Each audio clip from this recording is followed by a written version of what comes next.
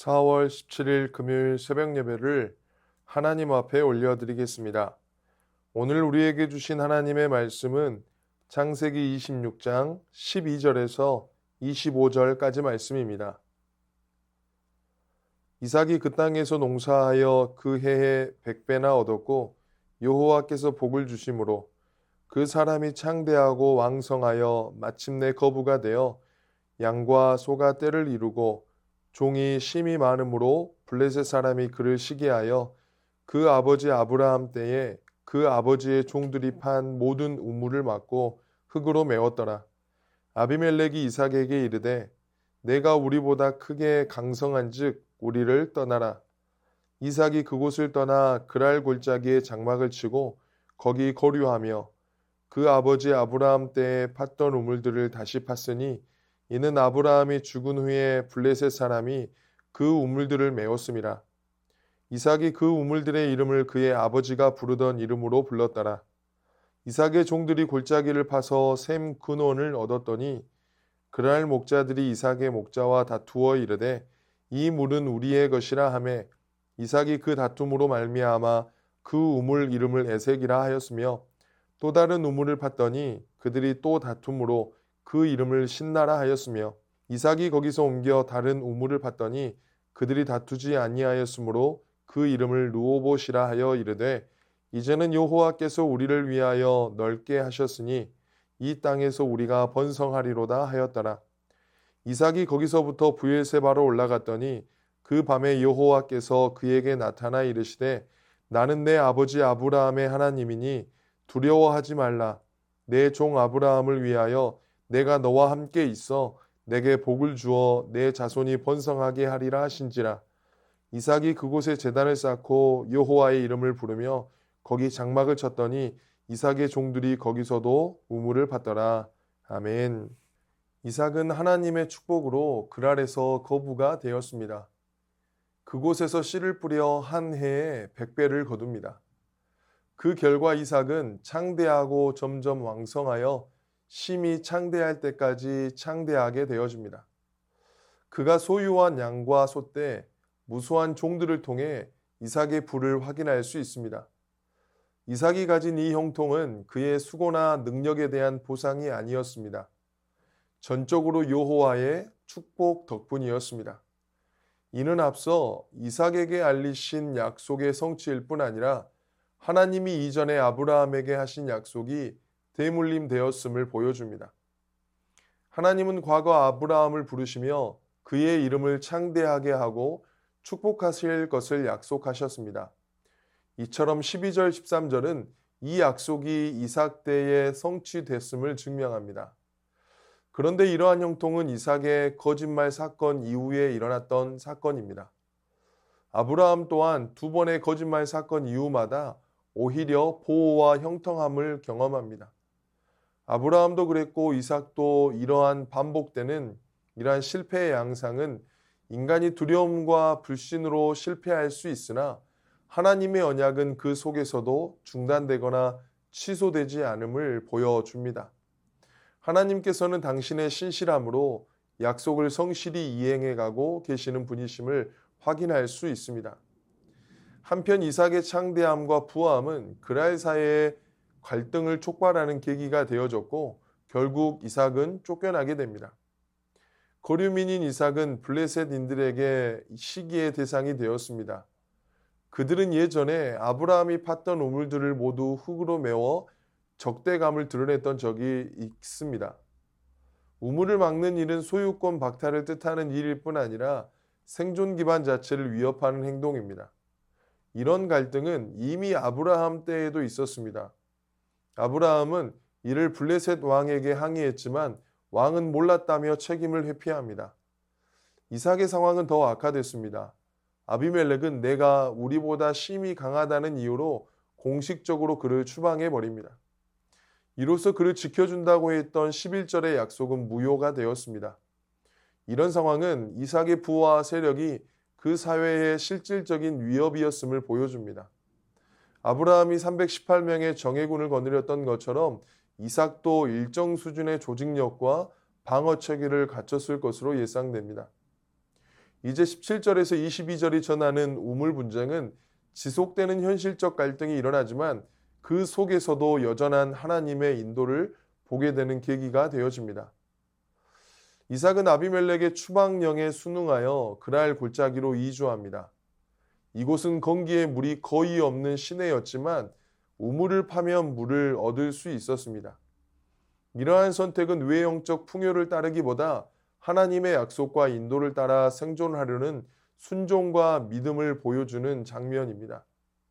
이는 롯과 땅 문제로 다투지 않고 하나님의 인도를 따랐던 아브라함의 선택과 닮아 있음을 볼 수 있습니다. 이삭은 여기서도 과거 아브라함 생전에 팠다가 블레셋인들이 메온 우물들을 다시 팝니다. 이때 우물들을 예전 이름으로 다시 부른 것은 소유권 회복을 주장했다는 뜻과 같습니다. 또한 골짜기도 파서 생수가 솟는 새 우물도 얻습니다. 이처럼 하나님을 따르는 길에 그가 약속하신 임재와 축복이 늘 함께 했습니다. 그러나 이번에도 갈등은 피할 수 없었습니다. 그랄의 목자들이 그곳에 와 우물이 자기들 것이라고 주장합니다. 부당한 주장이지만 이삭은 다투지 않고 우물을 내어줍니다. 그 우물은 다툼을 뜻하는 에색이라 부릅니다. 두 번째 우물에도 같은 일이 반복되어 대적함을 뜻하는 신나라고 불렀습니다. 이삭은 이제 다른 곳으로 옮겨 우물을 팝니다. 이번에는 다툼이 없었습니다. 이 우물은 르호봇이라 부릅니다. 이삭은 여호와가 넓히심으로 다툼 없이 살 수 있는 넉넉한 공간이 생겼음에 감사합니다. 이는 안정된 삶과 더불어 하나님이 약속하신 번성의 형통이 이곳에서 이루어질 것을 기대하는 고백입니다. 하나님은 브엘세바에서 이삭에게 두 번째로 나타나 아브라함에게 주신 언약을 재확증하십니다. 이 일은 하나님이 그랄에서 처음 이삭에게 나타나신 사건과 직결됩니다. 이삭은 그랄을 떠나 브엘세바로 올라갑니다. 이곳은 그가 번제로 바쳐졌을 때 살던 곳입니다. 올라갔다는 말은 지리상 남동쪽이지만 지형상 낮은 해안 평야에서 더 높은 네겝으로의 이동을 보여줍니다. 그 밤에 나타나신 여호와는 자신을 내 아버지 아브라함의 하나님으로 소개하며 이삭에게 언약을 상기시키고 계십니다. 여기에는 하나님의 임재, 축복, 번성의 약속이 담겨 있습니다. 하나님의 등장은 이삭의 소명과 아브라함의 언약의 계승을 확증했고 이번은 죄 확증을 통해 성취를 보증합니다. 덧붙여 속임수 사건, 우물 분쟁, 추방의 갈등 전 과정 동안 하나님이 이삭을 신실하게 보살피셨음을 보여줍니다. 이는 특히 3절에 함께할 것이다의 약속이 함께한다로 표현된 데서도 드러납니다. 이에 이삭은 그곳에서 제단을 쌓고 예배로 화답합니다. 이는 아브라함이 이동할 때마다 반복했던 행위로 그 땅에서 하나님을 섬기며 살겠다는 순종의 결단이며 땅 약속의 성취에 대한 믿음의 표현입니다. 아브라함이 브엘세바에서 에셀나무를 심고 여호와의 이름을 불렀듯이 이삭도 여호와의 이름을 부르고 장막을 치고 우물을 팠습니다. 이는 그가 그곳을 예배와 정착의 장소로 삼았음을 나타냅니다. 우리 하나님은 이삭의 삶을 통해 언약에 기반한 은혜의 하나님임을 보여주십니다. 하나님으로부터 주시는 은혜의 삶은 나의 잘남으로 주어지는 것이 아닌 하나님의 은혜와 긍휼로 주어지는 것입니다. 오늘도 이 하나님의 은혜에 붙들려 살아가시는 한날 되시기를 축복합니다. 주신 말씀 의지하여 함께 기도하겠습니다. 나의 어떠함이 아닌 하나님의 신실하심을 신뢰하게 하옵소서. 다툼의 자리를 떠나 르호봇의 넓은 은혜로 나아가는 순종을 주옵소서. 말씀 의지하여 함께 기도하겠습니다.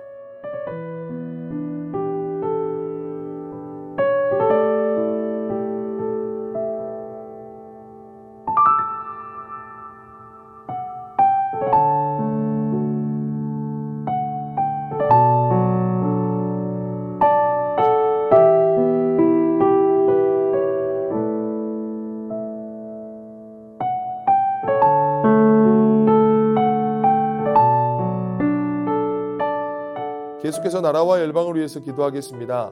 한반도의 평화와 위정자들에게 지혜와 은총을 더하여 주옵소서.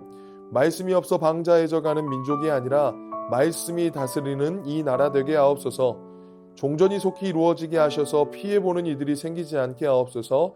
나라와 열방을 위해서 기도하겠습니다.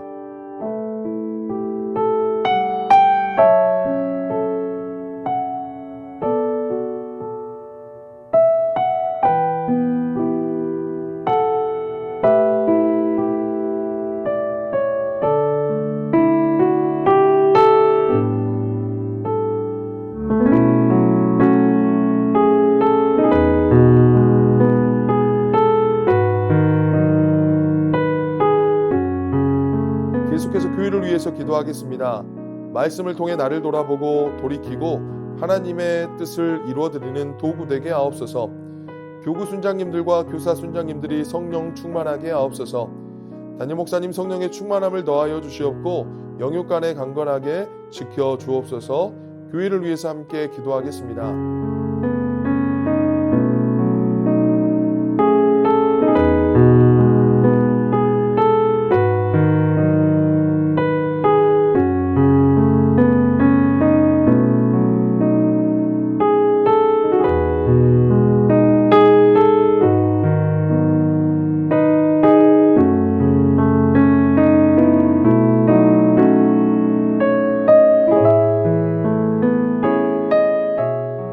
선교사님과 하루분들을 위해 기도하겠습니다. 과테말라 도역자 노행자 선교사님, 영혼 구원 사역의 모든 과정을 주님께 온전히 맡기며 오직 잃어버린 영혼을 구원하는 본질적인 사역에만 집중할 수 있도록 공헌 전도와 구제 사역이 멈추지 않고 지속되어 복음의 씨앗이 끊임없이 뿌려질 수 있도록 스리랑카 박수키 선교사님, 4월에는 3주 방학 동안 집에 갔다 돌아오는 날까지 건강하게 가족들과 즐거운 시간을 보내고 올 수 있도록 아이들이 사람과 하나님에게 사랑스럽게 성장할 수 있도록 하루분들을 위해 기도하겠습니다. 여혜경 원사님, 유방암이 재발하였고 척추, 골반, 어깨에 다발성으로 전이된 상태입니다. 표적 약물 치료를 시작합니다. 약이 잘 맞아서 암세포가 줄어들고 부작용은 없으며 빨리 회복할 수 있도록 하옵소서. 고부덕 권사님, 왼쪽 어깨 관절 골절 수술 잘 되었습니다. 회복과 재활의 과정 가운데 치료의 능력으로 함께 하옵소서.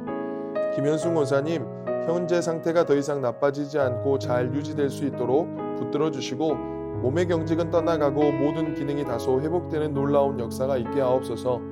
박가순 권사님, 새롭게 시작하는 항암제가 몸에 부작용 없이 잘 맞아 암세포만을 효과적으로 억제하게 하시고 기력이 속히 회복되어 항암의 모든 과정을 잘 견뎌내게 하옵소서. 양금숙 집사님, 췌장암이 재발하여 항암을 시작하셨습니다. 잘 견디고 이겨내도록 도우시고 항암을 통해 깨끗하게 치료되게 하옵소서. 조정순 권사님의 남편 백형호님, 뇌출혈 후유증으로 식사를 하지 못하고 균형을 잡지 못합니다. 손상된 신경과 기능을 회복시켜 건강을 속히 되찾게 하옵소서. 박세현 집사님, 유방암 발병 이후 뼈로 전이된 상황 가운데 있습니다. 통증이 완전히 사라지고 치료 과정 속에서 회복의 은혜를 경험하게 하옵소서. 권호중 권사님, 진행 중인 항암 치료가 계속 효과를 나타내어 암세포가 완전히 사라지고 면역력이 증가하여 모든 치료를 잘 감당하게 하옵소서. 노성민 형제님, 크론병으로 8주에 한 번 주사제 치료를 하고 있습니다. 부작용이 생기지 않도록 보호하여 주시고 소장의 모든 염증이 사라지게 하옵소서. 이외에도 수술 이후에 회복 중에 계신 분들, 항암 치료 가운데 계신 분들 모든 하루분들의 몸과 마음을 회복시켜 주옵소서. 선교사님과 하루분들을 위해 기도하신 후 자유롭게 기도하시겠습니다.